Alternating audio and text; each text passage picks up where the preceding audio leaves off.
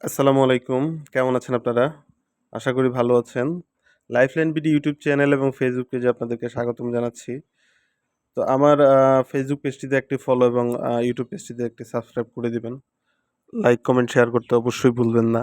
আপনাদের কাছে এটা আমার প্রাণের দাবি। কারণ আমার পেজ দুটোই নতুন। তো আমি চেষ্টা করতেছি আসলে টিকিয়ে রাখার।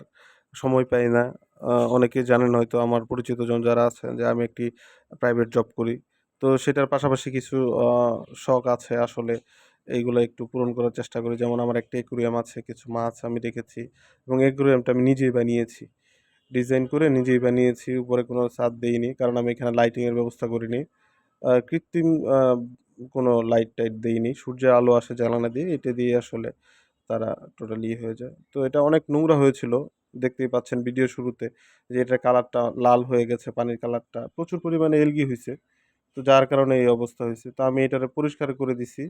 এখন দেখতে পাচ্ছেন যে একদম ক্লিন হয়ে গেছে এবং পানিগুলো চেঞ্জ করে দিয়েছি। চেঞ্জ করে দেওয়ার ১ ঘন্টা পরে তাদেরকে খাবার দিয়েছি। তো তারা খাবারগুলো খাচ্ছে।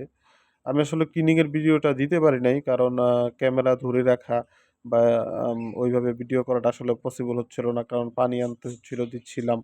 আর আমার একটা মেয়ে আছে ছোট 5 ইয়ার্স।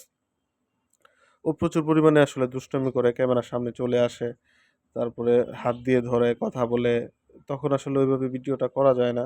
স্টিল ভিডিও যেটা, এটা করা যায় না। তো এইজন্য আর ওইভাবে করতে পারি নাই। তো ওইটা আমি স্কিপ করে গেছি ক্লিনিং এর বিষয়টা। তো সুন্দর করে ক্লিন করে দিয়েছি।